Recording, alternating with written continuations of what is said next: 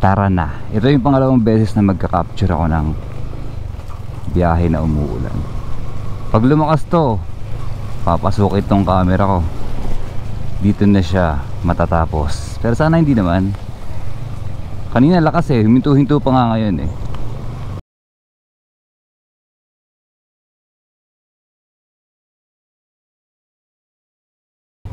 Kahit maulan, merong ulam. Bibili na ako. Tilapia? Isa. Yan na lang, tsaka ano? Kanin. Isa't kalahati.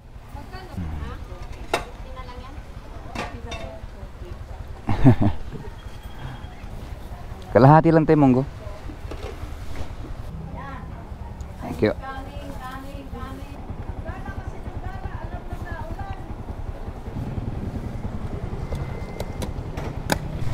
Sabi ni Ate Bern, si Ate Bern yun eh, nagsasalita sa video dun sa Ulaman Kalaate.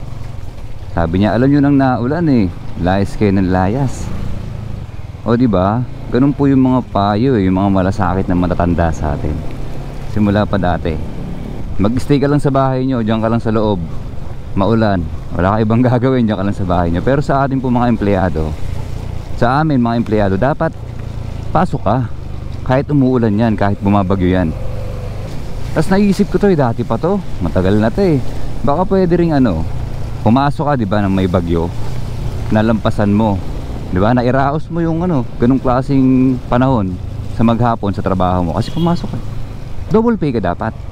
Yun lang po, kasi kung mangyayari yun, sana pumasok yung empleyado ng ganung panahon, ang dami nila, kumpleto sila, sinipagan nila, double pay sila. Kung yung iba nasa bahay, nag-ingat kasi nga may mga kalsadang lubog, may stranded ka. Marami nga hindi na pumapasok eh pag ganitong tag-ulan o pag biglang may bagyo na malakas. Hindi na papasok, tatamarin na. Pero meron din masisipag, talagang papasok. Katulad ko, ang sipag ko, buhusan mo pa ako yan, ibaha mo pa yan, ang sipag ko, papasok ako sir. Minsan nga nakita ko eh, akala ko ako lang yung ganoon. Eh pagpunta ko sa BDO, sa bangko po, kumpleto yung empleyado, kumpleto yung teller. Kasi makakabisado min araw-araw mong ginagawa eh. Kumpleto sila dito sa bangko. Ano to, mga dito ba to nagsitulog kagabi? Kasi po yung mga kasama ko nung time na yun absent eh. Ako lang yata dumuti. Pero yun nga, kumpleto sila eh, nakakabilib lang din. Sana no, dino-double pay. Sana lang, hindi naman yun mangyayari. Porkit may bagyo, bakit kayo double pay? Okay, sinisita ni Sir yung kapote. Lumalaylay lang yung kapote. Yung kapote mo boss, lumalaylay. Nakikita natin yung malasakit po ng mga rider sa mga ganitong sitwasyon na ulanan. Sana naman ganito lang hanggang sa makarating ako dun sa papasukan ko. Tapos eto, makapagbigay na rin ako ng tip sa ganitong sitwasyon. Nabihira ko lang naman i-video kapag ganitong uulan. Dahan-dahan lang po tayo, sobrang alalay mga bossing. So, hayaan ninyo maging mabilis yung mga nasa paligid niyo. Basta kayo, pag mabilis kayo sa ganito, akala nyo makokontrol nyo kasi pag napa-overspeed kayo, hindi po, hindi nyo makokontrol. Sobrang dulas ng kalsada ng mga ganitong sitwasyon. Kaya lang mga bossing, marami pa rin pong matindi makapiga sa gasolina kahit ganitong basa-basa ng kalsada.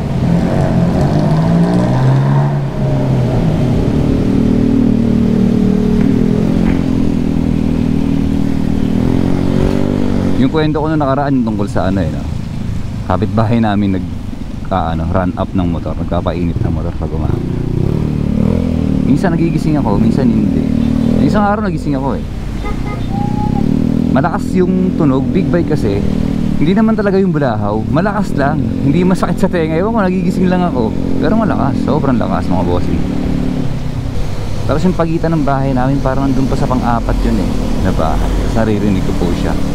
Alas 4, alas 5 yata umaalis siya. Hindi ko naman sinisisi yun, tropa nga yun. Oo. Tapos sa comment sabi ni Bossy, yung ating understanding sa mga nakabibigay. Oo, doon na ho yun. Sila lang naman talaga yung may karapatan sa tambucho. At hindi nila maiiwasan, napakalaki ng makina nila. Ayan, ito mga manggagawa na to mga sir. Ayan o, double pay kayo kasi bagyo kung mapasok kayo. Double pay yan.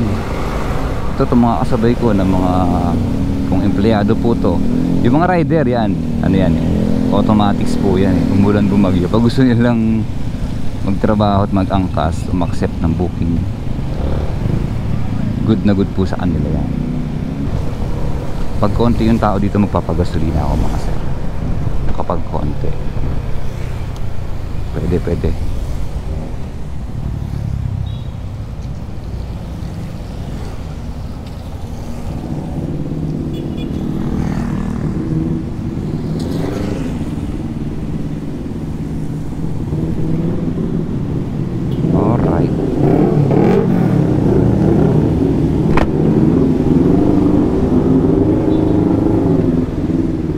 XCS 200 testing natin. Abot yan. 200.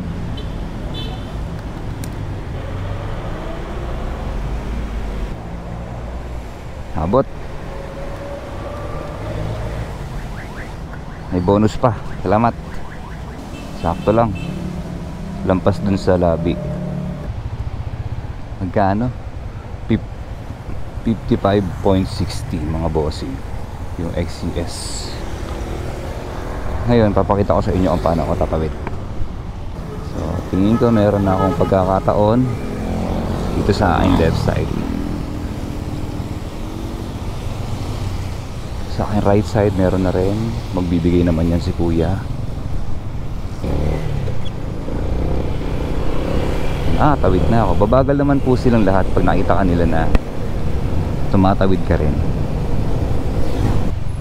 Batman, ganun ba yung tono nun? Dami kasi naka-Batman ngayon mga bossing. Batman nakapote.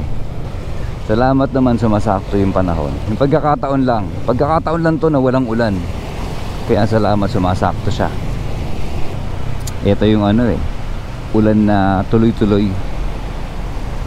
Pangatlong araw ko na nag-aapote. Parang magtutuloy-tuloy pa ito ng pang-apat na araw bukas. Ay wala pala akong pasok bukas. Tsaka alam nyo po pala mga bossing yung piligrong hatid. Na itong basang kalsada. Mataas po ang risk mo dyan pag nakamotor ka. Noong nakaraan lang, medyo naalangan ako kasi parang overspeed nga ako. Ayun, umabot naman ako sa preno. At hindi ko naman natumbok po yung aking sinusundan mga bossing.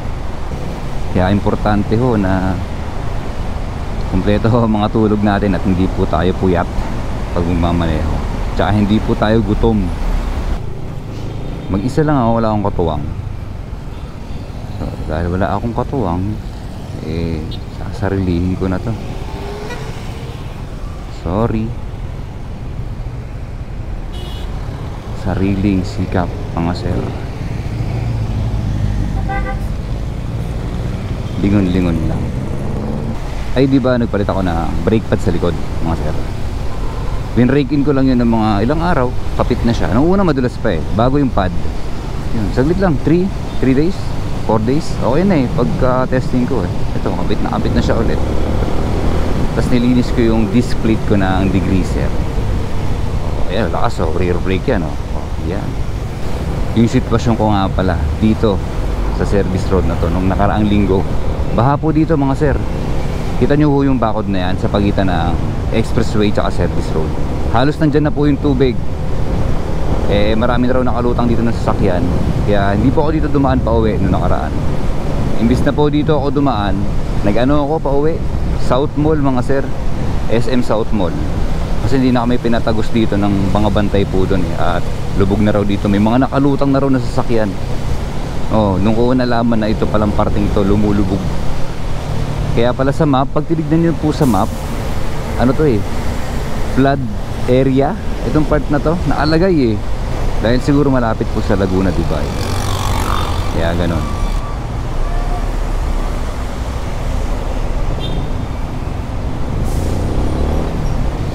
Meron ditong ilog mga bossing. Ito.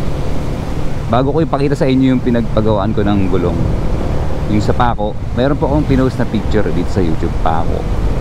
Kasi ayoko sanang bunutin yun kasi hindi naman lumalambot. Tapos naisip ko lang dito ipagawa. Ito po yun mga bossing, yung ilog na apaw na nung nakaraang week Martes. Itong ilog na to. Yan o. Ilog ba tawag dyan? Ngayon naman, lakas ng agos o. Tapos yan po, dito ako nagpagawa yan dyan. Ito po yun mga bossing, dito nung nakaraan. Hindi po kami pinatagos. Wow! Dito ka sa kabilang side. Yan. Kayang-kaya yan ang motor natin. Manual to eh. Palitan ko kaya ng ano to, yung gulong na merong knobs. Kahit pa paano. Dito, pakita ko sa inyo. Dito po kami naghihintay na medyo matagal. Naghintay ako bago ako nag-decision nag-South Mall. Dito, nakatambay kami dito kasi bawal kaming pumasok. Tapos nakapag-decide na ako, tinumbok ko na to. Ano po, daan ko ano, SM South Mall hanggang Baclaran na. Tapos pauwi sa amin, dito ako tinumbok. Napakatagal na biyahe, grabe. Lagi na lang mo, lagi na lang mula. Di ba ganun yun? May effects yun eh, yung boses na ni Sir. Galing umanta nun. Parang walang katapusan. Ay ganun ba? Pangit.